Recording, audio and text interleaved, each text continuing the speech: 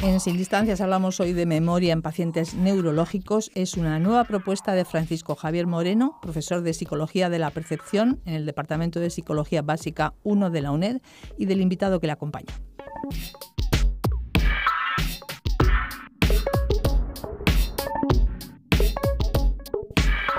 Hola, saludo a todos los oyentes de este programa. Hoy tenemos la suerte y el privilegio de contar con un experto en el tema de la epilepsia o epilepsia, que es mi gran amigo y a la vez es David Trejo Martínez. David Trejo es responsable, voy a ver si lo digo bien de corrida, David, si me equivoco, del módulo de neuropsicología de la unidad de neurocirugía funcional, estereotaxia y radiocirugía del Hospital General de México, y además es profesor de maestría de neuropsicología de la Facultad de Psicología de la UNAM, de la Universidad Nacional Autónoma de México. David ha venido a visitarnos durante unos pocos días y ha aceptado esta invitación de forma muy gentil de venir aquí a hablarnos un poco de lo que él hace. Hola, David, ¿qué tal? Hola, ¿qué tal? Muchas gracias por la invitación. Estoy muy feliz de estar aquí en este hermoso país y compartir un poco de las cosas que hemos estado haciendo allá en México desde hace varios años, específicamente en epilepsia. Bueno, yo hace unos años tuve también la suerte y el privilegio de estar en México, hacer una estancia, y uno de los sitios donde estuve y fue trabajando con David, más bien que trabajando, aprendiendo mucho de él, de lo que él me contaba, de lo que él hacía y de lo que pude ver, a pesar de que no pude ver mucho, pero pude ver bastante, y él a su vez me enseñó mucho. Platicamos mucho sobre muchas cosas y además, gracias porque me acogió en su casa muy gentilmente en varias ocasiones. Bueno, David, quizá a lo mejor quieres empezar introduciendo un poquito lo que es la epilepsia o hablándonos un poco de este tema, sí, de la enfermedad. Sí, claro, creo que puedo empezar a comentarles un poquito específicamente qué es lo que hago, más o menos para saber qué tipo de experiencia tengo. Como bien lo dijiste, yo trabajo en un servicio de neurología, específicamente con neurocirujanos que hacen neurocirugía funcional en epilepsia, en Parkinson, en tumores cerebrales principalmente. Y yo estoy enfocado a valorar a los pacientes que tienen algunas dificultades cognitivas antes de la cirugía y muchos de ellos después de la cirugía, si tienen algún tipo de alteración, pero generalmente ese es mi campo, los pacientes que se les va a hacer algún procedimiento quirúrgico y que los neurocirujanos y los pacientes, por supuesto, necesitan saber cómo están antes. Ese es en forma general lo que hago principalmente. Digamos que tu trabajo consistiría, en grosso modo, en evaluar las funciones cognitivas de los pacientes. Y entiendo que entre estas funciones yo creo que quizá la evaluación del lenguaje o de la memoria en estos pacientes es algo muy casi fundamental, ¿no? Por la problemática de la enfermedad en la que estás especializado. ¿Es así, David? Así es. Una de las manifestaciones más importantes de los pacientes con diferentes enfermedades neurológicas es alguna alteración del lenguaje o alguna alteración de memoria. Casi principalmente los pacientes se van a quejar más de un problema de memoria que de otro tipo, y principalmente la queja más importante es la de memoria, porque hay algunos otros tipos de problemas que se pueden confundir con memoria. Es decir, a lo mejor algún problema de lenguaje se puede confundir y pensar en que es problema de memoria. Por eso es que constituye la queja más importante en general, diría yo. Y quizá a lo mejor la que se ve más afectada después en caso de que haya alguna intervención de tipo quirúrgico. Así es.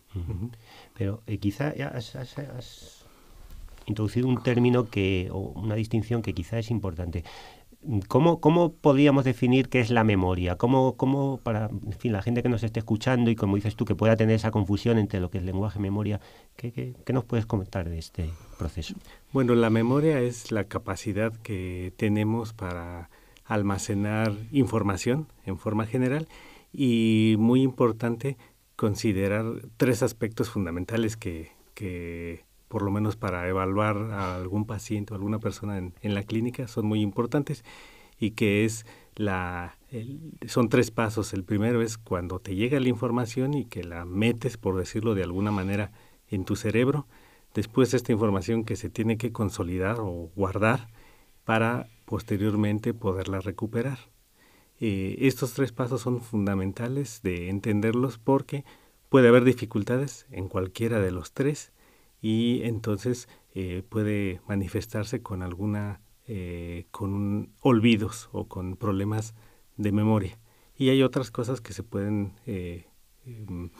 también confundir con memoria, por ejemplo, cuando hay un problema de atención y la información no entra, ese primer paso que les mencionaba, no se da y entonces la información no entra y simplemente la persona se queja de que tiene problemas de memoria, pero si lo vemos de esta manera, ni siquiera entró la información. Entonces, por ejemplo, en ese caso decimos, no es un problema de memoria, puede ser un problema de atención.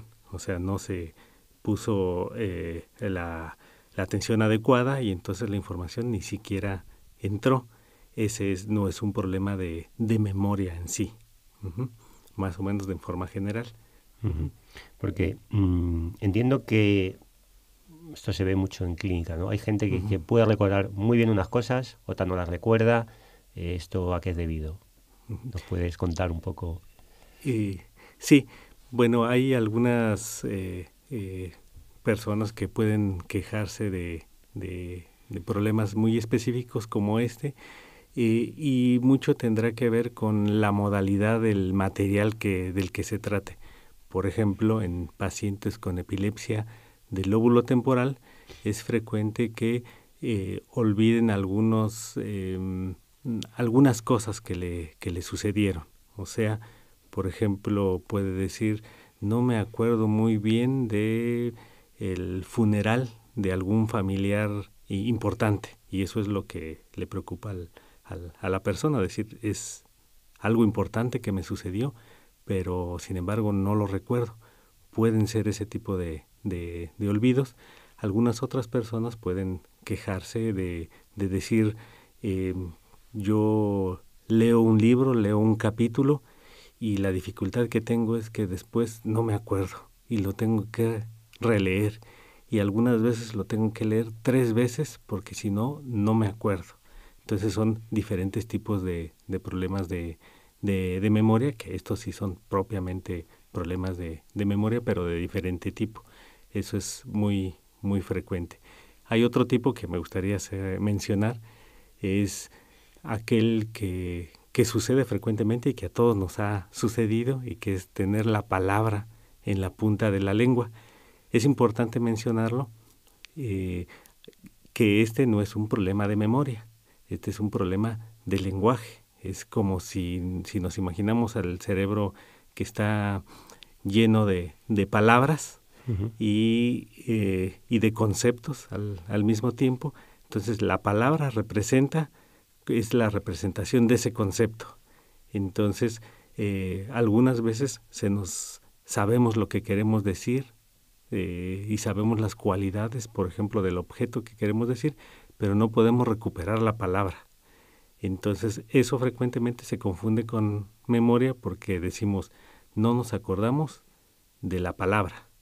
Sin embargo, no es un problema de memoria, es un problema de lenguaje, porque lo que no podemos hacer es tomar la palabra para decirla, ¿sí? Y no es que se nos haya olvidado, sino que no podemos acceder a ella, ¿sí? Entonces esto es muy importante.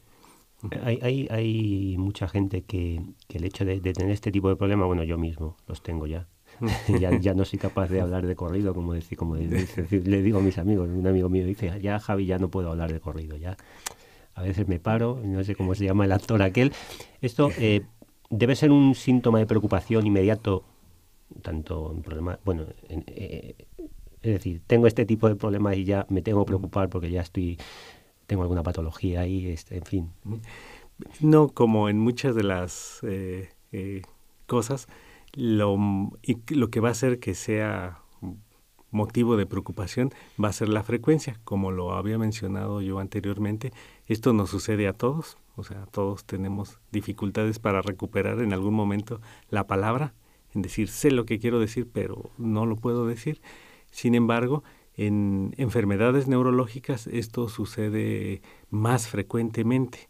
Y si nos vamos al extremo de una persona con alguna enfermedad neurológica que sea un verdadero problema, estamos hablando de que toda la narración, el diálogo se va a dificultar, porque lo va a tener, va a presentar esta dificultad en muchas de las palabras y durante la mayor parte del día. Entonces, cuando esto interfiere de manera sustancial en el diálogo cotidiano, entonces ahí sí hay que preocuparse porque algo sucede. También es muy importante mencionarlo, como lo dijiste, conforme va avanzando la edad, es normal que tengamos algunas dificultades para recuperar las palabras algunas veces. Entonces, esto es normal, pero insisto, la frecuencia de la presencia de esta dificultad es lo que nos va a decir si debemos de preocuparnos o no. Uh-huh. Retomando un poco el tema de un poco más neurológico, psicológico, cerebral, ¿qué ocurre en el cerebro cuando nosotros queremos recordar algo? ¿Cuáles son, digamos, los pasos que hace el cerebro? ¿Cómo funciona? ¿Cómo creemos que funciona? Bueno, en forma general podemos recordar, un recuerdo lo podemos hacer de diferentes formas. Una manera es intencional, o sea, cuando estamos tratando de aprendernos algún tipo de material, y la otra es que nuestra intención no sea aprenderlo, pero sin embargo la información entra entre nuestro cerebro. Si estamos pensando en esta información que queremos que se mantenga en nuestro cerebro, se van a dar los 3 pasos, es decir, tenemos que registrar esa información. Después se tiene que pasar por un proceso que sería la codificación y para poder hacer el tercer paso en forma general, que sería la recuperación. En el primer paso tiene que ver muchísimo la intención y la atención para que se meta adecuadamente, ¿sí? En el segundo paso es un poco la parte intermedia entre el registro y la recuperación, y aquí es muy importante porque algunas enfermedades neurológicas pueden ser muy vulnerables de presentar esta dificultad en el mantenimiento de la información, porque hay una estructura del cerebro que es el hipocampo, el cual está relacionado con la consolidación, es decir, con pasar de ese registro que podríamos decirlo es superficial a almacenarlo a largo plazo y que la información se pueda recuperar posteriormente. Espero no estar utilizando tantos términos que se entiendan. Sí. Entonces, en forma general, el cerebro necesita estos 3 pasos, el registro, el almacenamiento, en donde hay una parte del cerebro que es el hipocampo y que si hay alguna alteración en esta parte del cerebro, frecuentemente se presentan dificultades para almacenar información, sobre todo información a largo plazo. Eso es lo que tendría que darse cuando queremos recordar información a largo plazo. Eso sería lo que sucede. David, quizá este inciso que haces es importante, es quizá muy remarcable en problemas como la epilepsia del lóbulo temporal, ¿no? Estos problemas de memoria, porque entiendo que al estar el hipocampo donde está, se puede ver afectado especialmente en caso de que haya un foco epiléptico ahí o en caso de que ulteriormente se tuviera que hacer algún tipo de intervención quirúrgica, etcétera, etcétera, ¿sí? Así es. Hablar de epilepsia frecuentemente es hablar de una dificultad que es la memoria, porque está involucrado el hipocampo, efectivamente. ¿Y por qué esta relación? Porque el hipocampo es una estructura anatómica que se relaciona con la actividad epiléptica. Entonces es como, si nos podemos imaginar, una partecita del cerebro que está enfocada para una función que tiene que ver con la memoria, pero al mismo tiempo es la parte del cerebro que con más frecuencia produce crisis. Entonces, esa partecita del cerebro que está involucrada en la memoria sufre o tiene perturbaciones, entonces de esta manera tenemos problemas. Los problemas más frecuentes que pueden ser es de memoria. Entonces es por eso que hay esta relación muy estrecha entre epilepsia del lóbulo temporal y problemas de memoria, porque es real. Estos problemas pueden ser leves, muy leves, o pueden ser importantes, ¿sí? Entonces es algo que hay que mencionar. No todos los pacientes tienen problemas de memoria y no es una ley. O sea, frecuentemente vemos esta relación, pero no es una ley, porque posiblemente en el público habrá alguna persona que tenga epilepsia, que esté diagnosticada y que diga no tengo problemas de memoria, y efectivamente no todos los pacientes con epilepsia del lóbulo temporal tienen estos problemas de memoria. Aunque se puede presentar en un gran número de ellos, pero no tiene por qué presentarse en todos. Es lo que se llama la variabilidad individual, ¿no? Así es, sí, no es una ley. Nos hablabas de que efectivamente que puede haber diferentes tipos de problemas de memoria, es decir, no todos los pacientes se ven afectados igualmente, ni todos los problemas de memoria son iguales, ¿no? ¿David? ¿Nos puedes comentar así algo de esto, de este tema? Sí, bueno, vuelvo a decir que va a haber algunos pacientes que tienen alguna dificultad muy importante en la memoria, pero se va a confundir con todo lo demás que ya lo hemos mencionado. A lo mejor estas dificultades en decir las palabras, dificultades puede ser en recordar algunos hechos de su vida, y dificultades, por ejemplo, para tratar de aprenderse algún tipo de material. Por ejemplo, ahí estaríamos hablando de un problema severo, pero es una mezcla de dificultades, porque si nos imaginamos a un universitario que con estas dificultades va a ser muy difícil que obtenga sus calificaciones adecuadas para seguir al siguiente año, ¿sí? Entonces, y puede haber alguna persona que tenga, como lo había mencionado, que tenga epilepsia, que esté afectado el lóbulo temporal, pero sin embargo no presente gran problema en la memoria. David, ¿nos podrías a lo mejor ilustrar un poquito de cómo es el trabajo más o menos, así en plan muy general en vuestra consulta, cuando llega un paciente que es susceptible de valoración neuropsicológica, porque probablemente se le va a intervenir o se le va a hacer algún tipo de... ¿Nos podrías comentar un poquito ese día a día o ese, que sea brevemente? Claro, en forma general, cada día nosotros valoramos a pacientes que son enviados por el médico neurocirujano, es decir, ya pasaron todo un protocolo que es muy estricto en sus lineamientos para ver si se acepta al paciente para ser candidato a cirugía. Una vez que es candidato y se está estudiando para ver si se le va a hacer algún tipo de procedimiento quirúrgico, entonces lo envían con nosotros para estudiarlo. Esto con varias intenciones. La primera intención es saber si tiene alguna dificultad e identificarla. La segunda razón importante es para tener una línea base, es decir, para saber cómo está el paciente antes de la cirugía y poder detectar si hay algún cambio posterior. Y también, muy importante, qué tipo de cambio hay después de la cirugía para poder ofrecerle un tipo de tratamiento, o sea, una rehabilitación de acuerdo a la dificultad que tiene.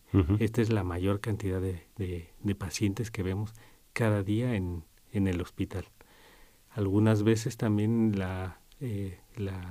radica el hacer una evaluación previa en identificar si es epilepsia o no en este sentido. Aunque para eso está el electroencefalograma, muchas veces podemos tener una idea de que se trata de otro tipo de problema, que no es epilepsia, y esto puede contribuir para el diagnóstico médico.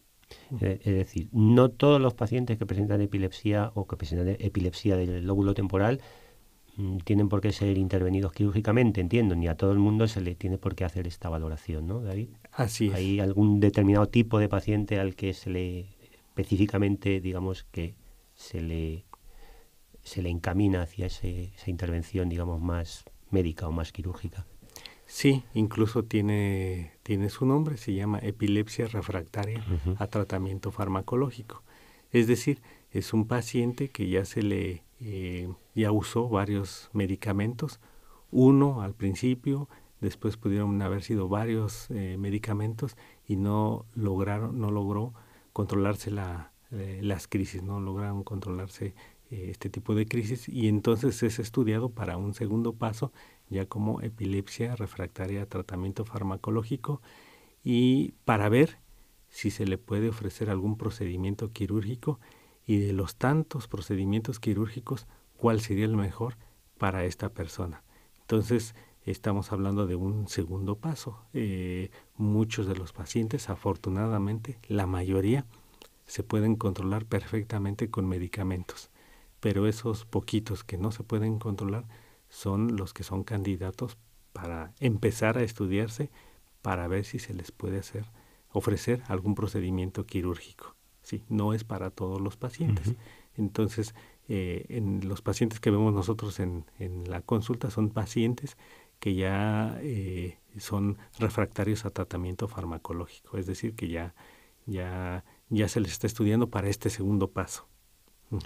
David, y ya un poco para finalizar, porque tenemos muy poco tiempo, desgraciadamente, teníamos para hablar, ¿verdad?, horas y horas de este tema. Así es. Un mensaje esperanzador o no, quizá para este tipo de pacientes en cuanto a cómo pueden evolucionar favorablemente, ¿no? Darnos unas pinceladas así un poco en cuanto al tratamiento, evolución. ¿Qué nos puede decir este tema? Ok, voy a mencionar brevemente algunos aspectos que no son propios de mi disciplina, y es que si algún paciente no se puede controlar con medicamentos, que le pregunte a su médico tratante si hay alguna intervención que se puede realizar en su caso. Como había dicho, hay varias opciones quirúrgicas y estas dependen de cada caso. En particular, algunas son muy buenas y no necesariamente significa que una intervención quirúrgica ya sea mala, vaya. O sea, es como que todavía podríamos tener esta idea de que ya si es una intervención quirúrgica entonces es malo y además va a tener consecuencias importantes, y esto ya no es así. La neurocirugía ha cambiado muchísimo. Y con respecto a las cosas neuropsicológicas o cognitivas, bueno, siempre es importante consultarlo con un profesionista capacitado si la persona tiene dificultades importantes como las que habíamos mencionado. Esto es fundamental porque no es cuestión de tener motivación o, como decimos generalmente, de echarle ganas para aprenderse el material, para tener buena memoria. No es suficiente algunas veces echarle ganas. Me encanta cuando esas palabras, ¿no? que profesionista, ¿no? Dijiste. Bueno, David, pues yo creo que por mi parte, ya te digo, podríamos estar hablando tanto tiempo, pero desgraciadamente el tiempo se vuela, ¿no? Y en la radio vuela más, no sé por qué, pero vuela muy rápido, ¿no? Cuando uno está con amigos, está a gusto y está escuchando hablar a una persona con tanto conocimiento y que transmite las cosas con esa fluidez, con ese cariño también a veces, pues la verdad es que da gusto, y es una pena tener que decir adiós o tener que decir hasta luego, pero tenemos que decirlo. David, de verdad que te quedamos muy agradecidos, creo, todos los que te escuchamos, todos los que estamos aquí contigo, por haberte brindado a compartir con nosotros esta pequeña parte de tu estancia aquí en Madrid, y ojalá podamos tenerte muchas más veces por aquí, ojalá puedas seguir en tu labor ayudando a estas personas, que yo creo que es algo muy importante, y de verdad gracias, David. Gracias. Al contrario, muchas gracias, y aquí estaremos todas las veces que se pueda y que nos inviten. Pues viva México. Adiós. Hasta luego. Hasta luego.